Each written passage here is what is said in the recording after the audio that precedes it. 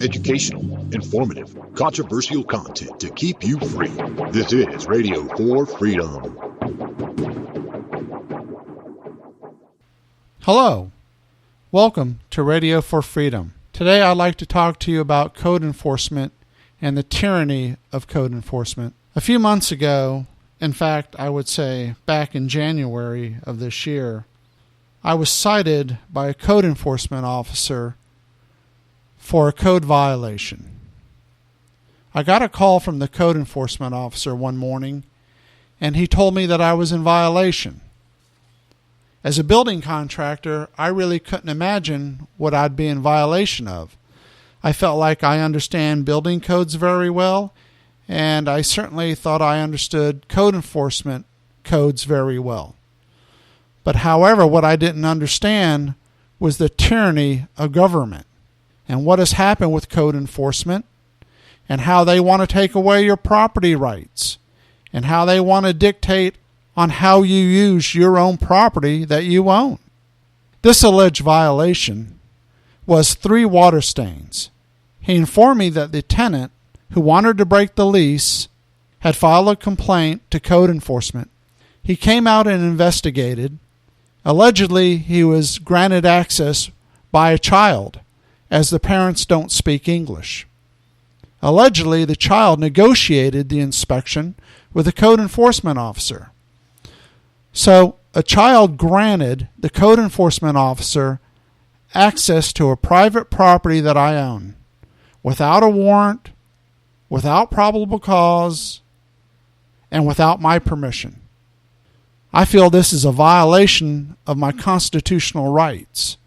I don't see how a child that's under the age of 18, even though he lives in that unit, can grant a code enforcement official access to a property that the child does not own, his parents do not own, the county does not own, and the code enforcement official does not own. But nonetheless, he was granted access. They went on a fishing trip. They looked around. They found me in violation. I was in violation of 3 water stains. I guess they couldn't find anything more. How many water stains does your house have? Anyway, I explained to the code enforcement officer that the tenant expressed a desire to break the lease. He told me there was not much he could do about that. Furthermore, I told the code enforcement official that I had offered to paint the unit. And the tenant had told me that the code enforcement official told them not to let me in the unit until the inspection, and I was not to effect any repairs until the inspection. Now, can you imagine the state, the county, or any municipality code enforcement officer telling a tenant not to let the landlord in, the owner of the property, to do repairs on a property that the landlord owns? This is outrageous. I've been a building contractor for 23 years, and I thought I've seen a lot. But I've never seen a code enforcement violation of 3 water stains. I did receive my certified letter, and in the certified letter there was no mention of water stains. And probably the reason why there was no mention of water stains in the letter is because there's no law against water stains. But the letter did mention that upon his inspection, that he did notice that I had a violation, and that the violation was peeling, chipping, flaking, or braided paint. It was one of those, but it never stated which one it was. I know there was no flaking, chipping, or braided paint, and that's why he said I was cited for water stains. That was the only thing that he could cite me for, even though technically it is not mentioned in the code that water stains are a violation. I wonder how many water stains this code enforcement official has in his house. I wonder if I could go in his house without a warrant and look around. I wonder if I could go in any of the county commissioners' houses and look around without a warrant. Maybe their kids would let me in if I knocked on the door and said, "Hey, I'm an official. I want to look in your house. I want to check for water stains. This is how insane this situation has got. We are losing our property rights. We are losing our freedoms. But this tenant was able to break the lease. I feel the county overstepped its authority. First of all, it entered a private property without a warrant in violation of the United States Constitution. Second, the code does not state any violation of paint stains, or 3 paint stains. I guess 3 paint stains is a lot. Also, the county had no business to interfere in a private contract between a landlord and a tenant. I had explained to the code enforcement officer that the tenant had an axe to grind with me and wanted to break the lease, and I had offered on several occasions to paint the unit.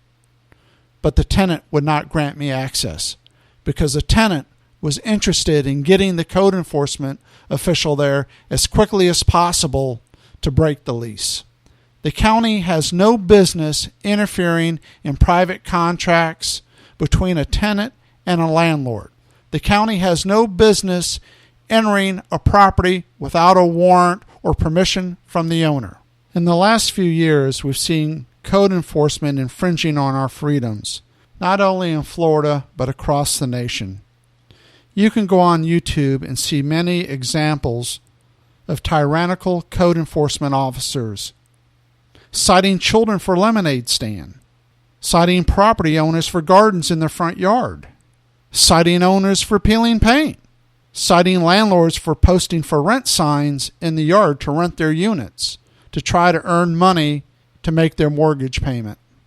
You can also see banded signs put out by political commissioners, county commissioners, mayors.